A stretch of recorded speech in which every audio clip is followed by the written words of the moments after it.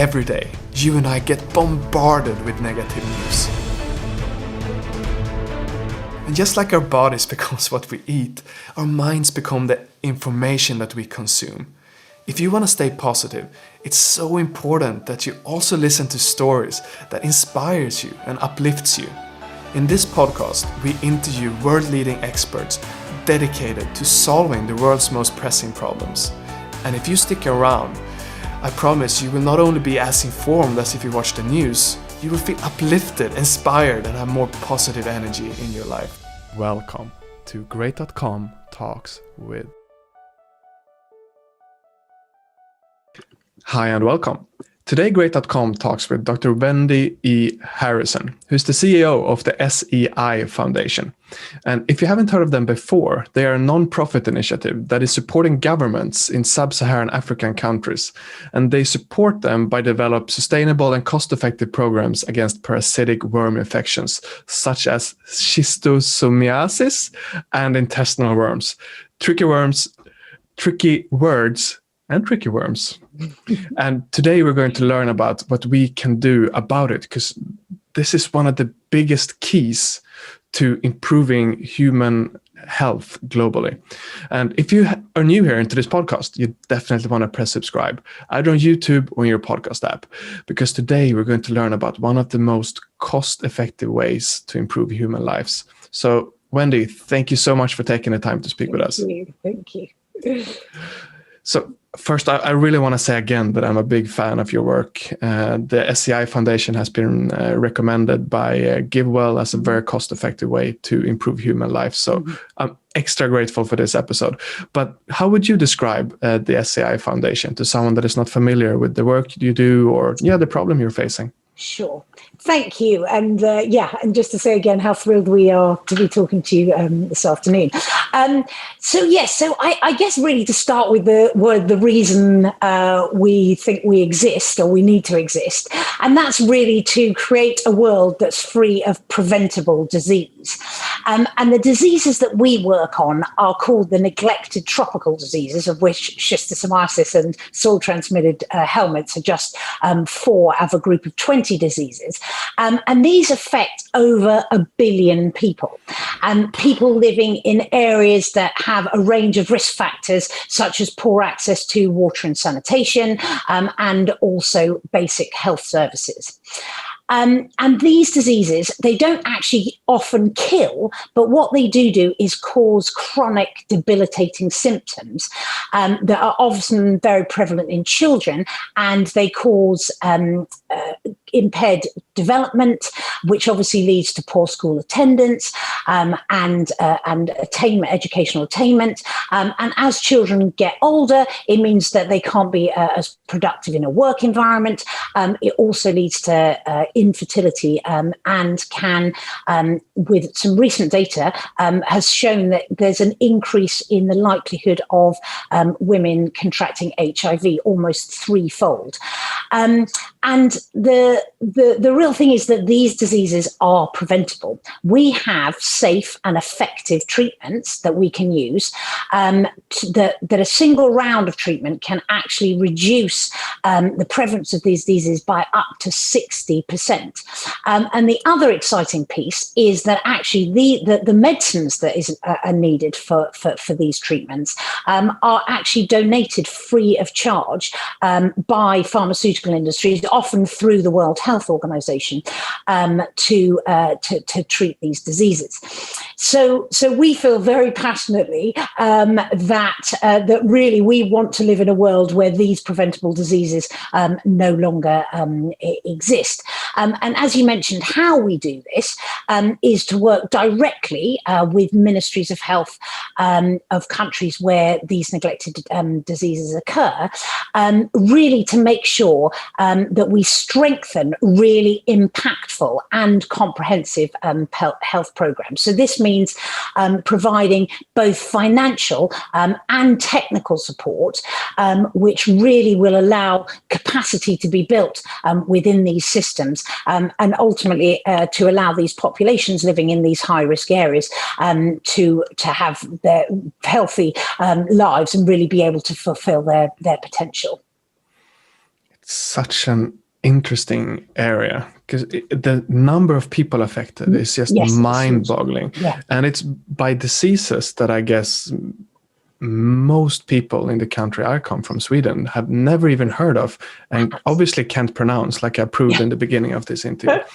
I want to tell a short story about a aha moment in my own development in my understanding of philanthropy. So in the beginning of my career, I wanted to donate some of the money I had made. So together with Eric, the founder of Great.com, we decided to invest in building a small school in Accra in Ghana. And we did that because we wanted children to be able to get education. And that felt super good. And when we come home, we started to do thinking, and we were introduced to ideas from the effective altruism community. And we understood that, wow, if you give a child instead this medicine that will remove these intestinal worms, their attendance in school might go up by 30%, and it's for a fraction of the cost. And we realized, wow, if we would have done something like that, we could have maybe helped 100 times the amount of kids, maybe 1,000 times, maybe even more. And it was such a big aha moment. So I'm so grateful that you're here and that you can share the idea from the SCI Foundation today. Great, thank you. Yes, and I think that really is very powerful research that was actually done by Michael Kramer, who excitingly last year actually got the Nobel Prize for Development Economics, which is amazing. But yeah, over a 20-year period, really showed very significant increases in not only school attendance, but also as adults, actually ability to have a decent income and obviously provide for families. So I think we're all kind of very inspired by what seems a very small investment being able to actually have a really large impact not only on children but also on their sort of productivity, if you like, in adults, and really allow those communities to flourish and have the opportunities that we obviously all enjoy. So with this huge potential then, how come this problem is not solved yet? Such a great question. And I think one of the pieces around that is that the intervention itself seems kind of very clear. As you say, it's very cost effective. It's a simple, safe medicine, but actually it's being delivered within the context of a very complex health system. And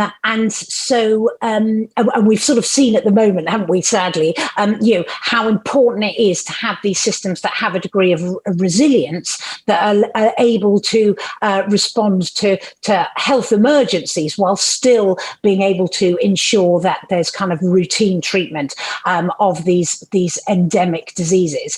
And often these diseases occur in quite rural settings, away from where there are kind of perhaps capital cities, where people voices to be able to actually kind of advocate for treatment sometimes are not really heard. So we obviously in partnership with a huge number of other organisations are really trying to kind of advocate for these treatments and these broader packages of interventions to be implemented. But I think often it really is that these are in very, very sort of rural areas where perhaps people don't have the voices that they need to hold their own governments to account. And what do you think the future is for these tropical diseases? You have eradicated like a few of them, but I guess, is there a long way to go? What does the timeline look like? Yeah, well, actually, that's such a great question, because only a couple of weeks ago, the World Health Organization launched a roadmap from 2021 to 2030 that quite clearly lays out the path for elimination or control of many of these diseases. And actually, the neglected tropical disease is a grouping of 20 diseases. And obviously, we as an organisation focus on 4 of those: schistosomiasis and 3 types of the soil transmitted helminths. But there's some sort of very clear paradigm shifts, if you like, that are very well documented within that roadmap. And really, they are. So firstly, it's very much about moving from an idea of process to actually impact. And I think this is something within the EA community, we have really seen for some time, that actually what we really need to focus on is actually the impact of our interventions. The second clear paradigm shift is that although we've got a very clear and effective treatment, that treatment actually is not, it's not like a vaccine. So it doesn't give you any long-term protection against reinfection. And obviously it's very important to kind of rid children, particularly of the quite large worm burdens, because the sort of size of the worm burden, if you like, is related to the symptoms and the damage that those worms do to the children's bodies. But the very next day, the child can go out, if the environment is still, a high-risk environment, and be reinfected. So what we need to start doing now is also start thinking more broadly around how we do the prevention piece from an environmental perspective as well.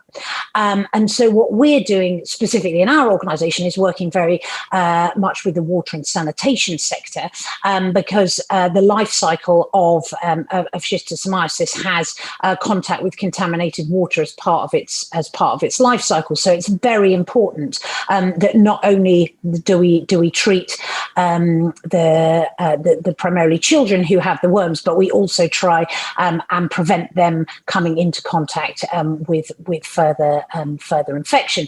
And lastly, the paradigm shift in the WHO guidance is around country ownership. And we're very passionate about this. We've worked sort of hand in hand with governments right from the very beginning. But we really appreciate how important, over the long term, it is to make sure that governments do have the capacity to be able to own and lead these programs, because then we feel that they're then going to be much more sustainable. They are going to be integrated into their broader health ministries and their health work. And that is a way that we're going to be able to prevent these in the longer term. Yeah, that makes a lot of sense. And I really appreciate that you're working together with the governments to do this. Yes, could you explain again what was the difference between process and what was the other one? The impact, right? Impact. What was the difference here? So, I think in many health programs, quite often we look at just the process. So, for instance, for us, perhaps just the number of treatments that we give, rather than actually sort of interrogating what impact have those treatments had on the children that they've been given to. And so what we do from in our organisation is we very much look at the impact of those treatments. So on the reduction in the number of parasitic worms in the children that receive the treatment, and also what we call the intensity of infection. So that's how many of the children that do have the infection, what level of infection do they have? So are there a few children with huge burdens, or is the infection actually very sort of light in those children? Because obviously that will affect the amount of symptoms.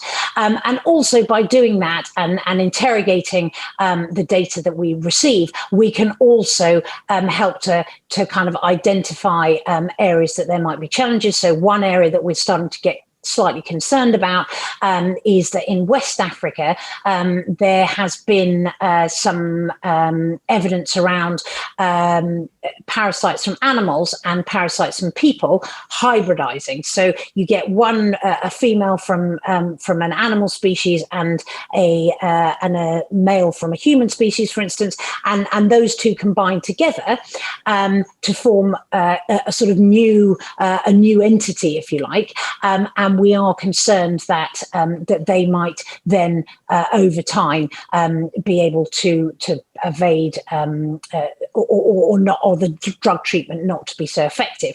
So by really sort of focusing on looking at things like that, we're able to make sure that we're really focusing on the impact that we are having sort of to the communities that we're supporting, rather than necessarily just being able to tick off, yes, we've done this amount of treatment. That seems very responsible to me, and also very transparent. That you don't want to make the numbers look better than they are, but it's a very realistic approach, and I appreciate it. Sure. So I was actually talking with a coaching client of mine this morning, and he said, I would like to take some steps into philanthropy, even if that just means helping one person. And I think that mindset is so understandable. You want to imagine a person you're helping, you want to see that person in front of you. But that's also the challenge with this kind of intervention that is helping people on scale. So what can someone do that wants to get involved, but at the same time, they would like to feel connected on a human level from your point of view? Sure. That is such a great question. And, I think we can all think back and your great story about the school, and I can remember, the face of the child, that kind of, I had that moment where I'm like, okay, I need to stop what I'm doing and I need to focus on doing this thing. So I think that kind of the emotional trigger connection, I think, is so important actually, for, to really make sure that people are kind of motivated. But I suppose,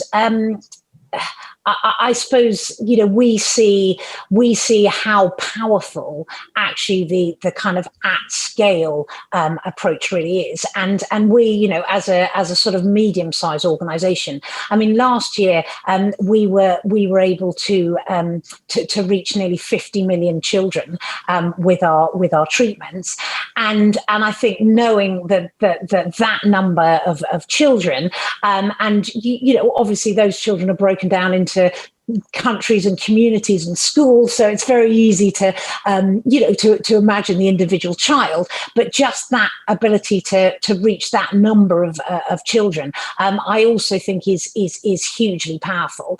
And I suppose how we try and do it is also make sure that we do gather stories from people that have been impacted by our work. We work a lot with the actual volunteers within communities who actually help to give out the medication. So often we can hear their stories.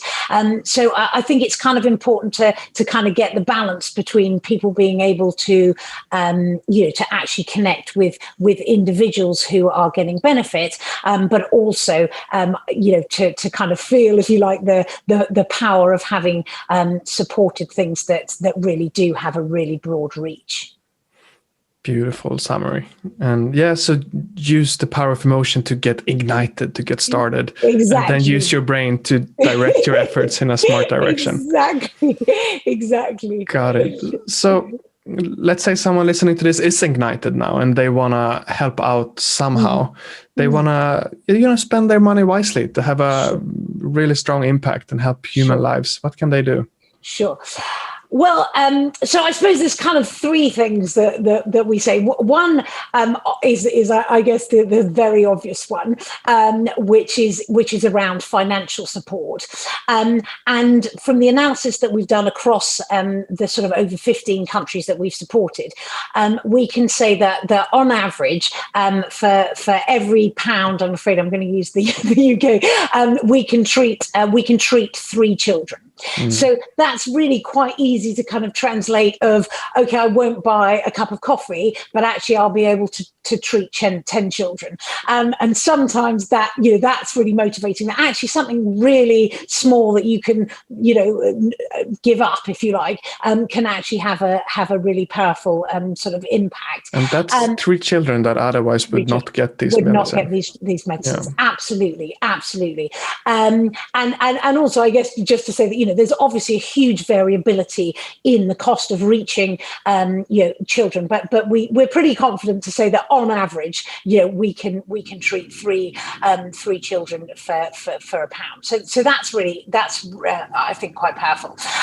But the second thing, and again, this is something that really struck me about your organisation, is really our team, our people, and we have been enormously fortunate that we have got some, really very sort of technically super talented but very passionate people, and so really I think it's sharing, or in fact applying, if you have an idea or a skill set, to come and join our team, because we really see that as our absolute strength.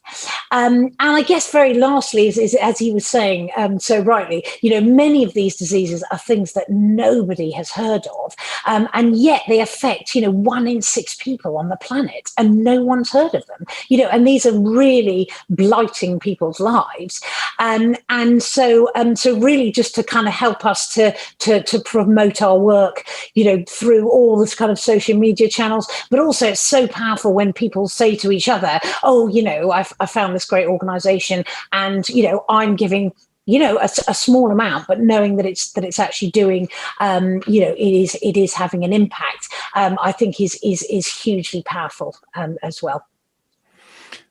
Thank you for those 3 steps and the summary. And we're coming towards the end. I wish we had more time to talk, but I had so much fun speaking with you today, Wendy. And thank you so much for sharing your perspectives and shining a light on this neglected tropical disease. Brilliant. Thank you so much. It's been lovely talking to you. Thank you.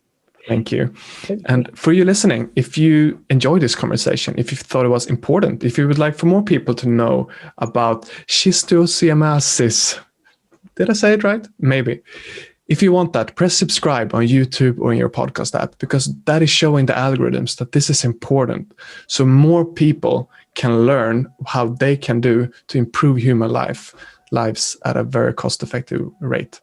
So thank you so much for listening, and we'll see you in the next episode. What is great.com? That is the most common question that we get. And the shortest answer I can give you is that we are a company that is moving money from the online casino industry and donates it to charities that is helping the environment. The long answer, unfortunately, I don't have time to tell you today. But if you're curious, definitely Google what is great.com to learn more.